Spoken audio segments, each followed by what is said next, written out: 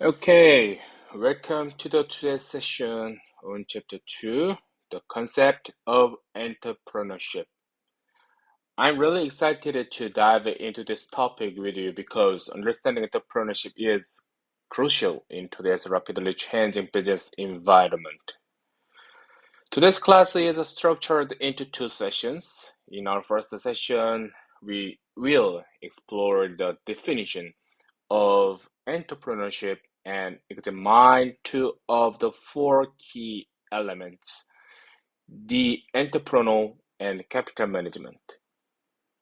In our second session, we will cover business items selection, location strategy, and strategic analysis using SWOT framework, as known as SWOT framework as well. By the end of today's sessions, you will be able to clearly distinguish between entrepreneurship and simply opening a business, identify the key characteristics needed to become a successful entrepreneur, and understand effective capital raising and management strategies for startups. Well, this is not just a theoretical lecture. We will have interactive discussions, real-world case studies, and self-assessment activities throughout in real class, which means that offline class every Monday. So I encourage you to participate actively and share your thoughts and questions as we go along. So, so the discussions we will do every Monday. So let's start with the fundamental question: what exactly is entrepreneurship? The word entrepreneurship comes from the English terms venture or startup. And if we look at the Chinese characters, it's written as this word. This is called in Korea 기업. So, and this word is 기. This word is up. So, 기 means to create, and up means business. This gives us our first clue about what entrepreneurship really means. At its core, entrepreneurship means adventure and challenges. It's about boldly jumping into new businesses that others haven't attempted before. But here is what's crucial to understand. Entrepreneurship literally means creating entirely new industries or completely recreating existing ones. We are not talking about minor improvements or variations. We are talking about providing innovative products or services that have never existed before. This is why entrepreneurship involves taking calculated risks for potential rewards. You are venturing into unknown territory, creating something new that the market has not seen before. Let me ask you this. Can anyone think of a recent startup that truly created something entirely new versus one that just opened a traditional business with minor variations? So take a moment to think about this.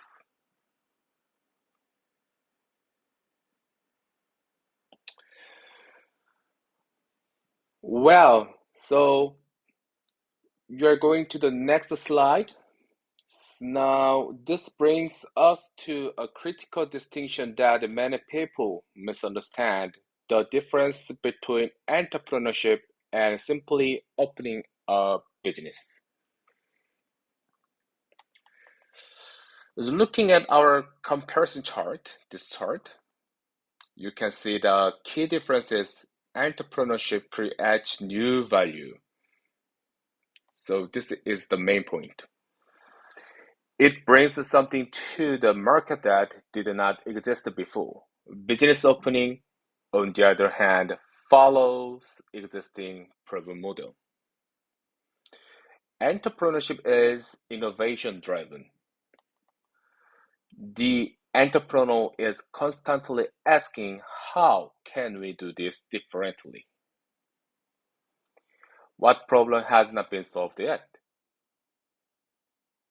Business opening is more about efficient operation of established concept.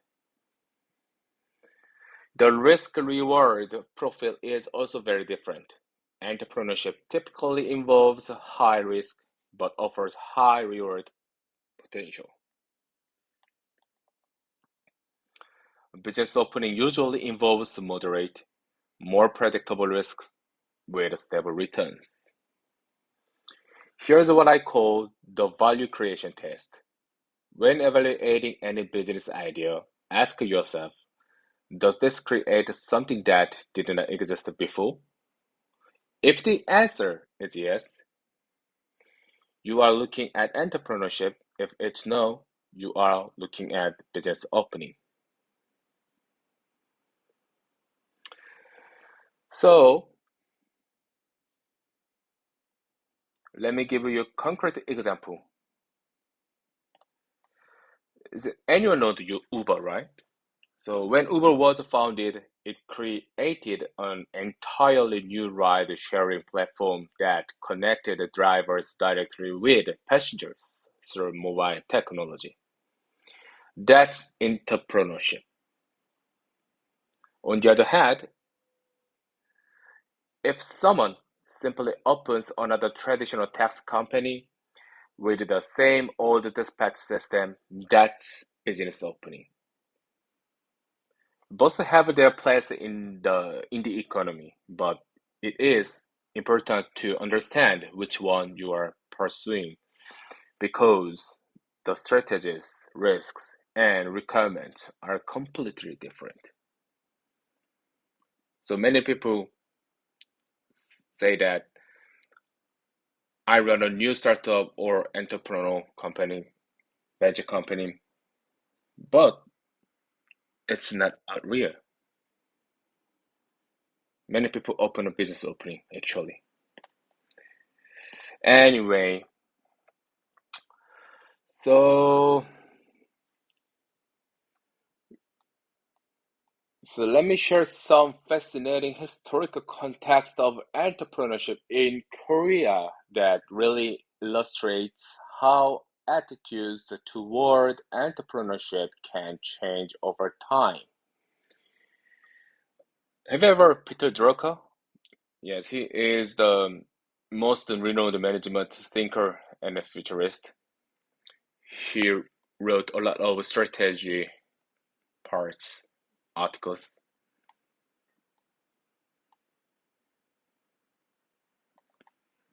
So anyway, so he identified Korea as the country where entrepreneurial spirit was most actively realized globally. Think about that. Out of all the countries in the world, Korea was seen as the most entrepreneurial. However, fast forward to the 2020s, we see a significant decline in entrepreneurial culture in Korea. What happened? There are three main challenges that emerged. The first, there is a fear of failure coupled with a social stigma around business failure. In Korean society, failure becomes something to be ashamed of rather than a learning experience. And second, there has been an increasing preference for stable employment over risk taking. The cultural shift moved toward the risk aversion rather than embracing calculated risk.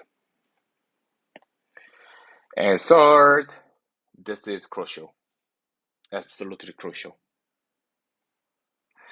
There is been a shift toward more survival-based startups rather than growth-oriented innovative startups. And here are some striking statistics. Korea still has about 1 million startups created annually. It's quite a lot, right? That's not impressive. But here is the problem. The vast majority are substance-based startups focused on survival, while only a small minority are innovation-based startups focused on growth and market disruption.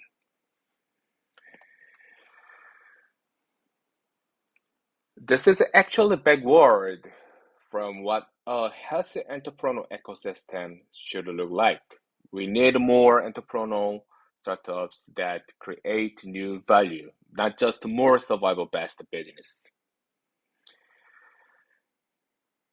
Okay, here's the class discussion. So you guys just think, do not need to answer it. So just to read the question and think yourself, then make the answer yourself. And we go to the next slide. This is types of entrepreneurship. This brings us naturally to understanding the two main types of entrepreneurship within practice.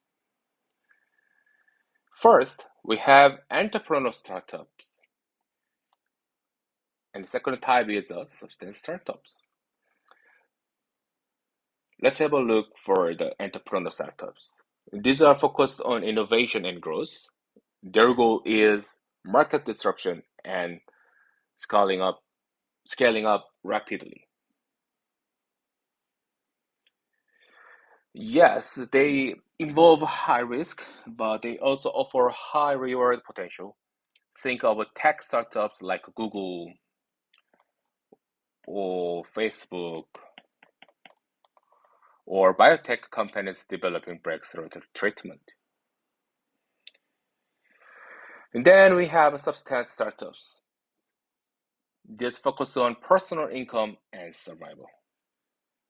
It's quite different, right? So entrepreneur startup focus on innovation, but substance startup focus on personal income. And the goal here is typically to replace employment income or create a steady living for the founder. They involve moderate risk and aim for steady income. Examples include small retail shops, local service businesses, or traditional consulting practices. So now here is the challenge for any economy, and this is what economists call the creative economy challenge. For our economy to truly thrive and innovate, we need more entrepreneurial startups, not just more substance startups, of course. So this requires a supportive ecosystem, access to capital, mentorship, acceptance of failure as part of the learning process, and policies that encourage innovation over mere survival. Most importantly, society must encourage innovation over survival. This is a cultural shift that requires change in education, social attitudes, and policy frameworks.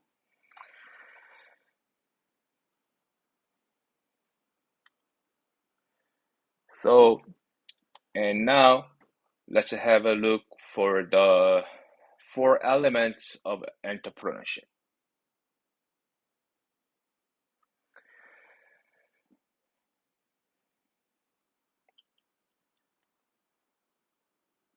Research and experience show us that there are four essential components that must come together for entrepreneurial successes. Think of it as an equation: entrepreneurial plus capital plus item plus location is success. It's easy, but not easy actually, right? So each element is critical. If anyone is missing or inadequately addressed, the venture is likely to struggle or fail. Today in session 1, we are going to focus deeply on the first two elements, entrepreneur and capital. So the entrepreneur, that's the person behind the venture, their qualities, skills, and readiness, and capital, the financial resources and funding strategies needed to launch and sustain the business. In our next session, we will cover item, which is about products, services, and market timing and business location, strategic positioning and site selection, and so on.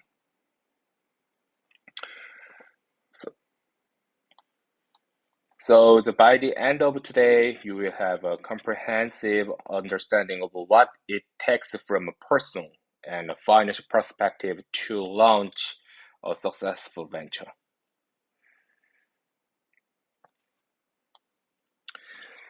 All right, so the entrepreneur. So let's start with the most important element. The success of any venture depends heavily on the capabilities, mindsets, and readiness of the person leading it. Before anyone jumps into entrepreneurship, they need to honestly assess whether they have what it takes. This is not about discouraging anyone. It's about realistic preparation and self-awareness. Let me share some critical questions that every aspiring entrepreneur should ask themselves. These come directly from research on what separates successful entrepreneurs from those who struggle. First, let's look at personal characteristics. Do you have an active, proactive personality? Entrepreneurship requires taking initiative, seeing opportunities, and acting on them without waiting for someone else to tell you what to do. Can you persuade family members who might oppose your venture? This might sound trivial, but family support, or at least understanding, is crucial during the challenging early stages of business. Is your physical stamina comparably to or better than your peers? We will talk about this more, but entrepreneurship is physically and mentally demanding, especially in the first few years. So, in my personal experience, this part is really important. So, I'm operating on my own business. So, I also lack of a lot of money and funding, financial things. So, it was harsh times. So, I know this is a really important part, really important characteristics. So, if someone want to operate a business or run a business, must keep in mind this value. So it's really important. And now for business readiness, do you possess basic financial knowledge? You don't need to be an accountant, but you need to understand the cash flow, so profit margins, and basic financial planning too.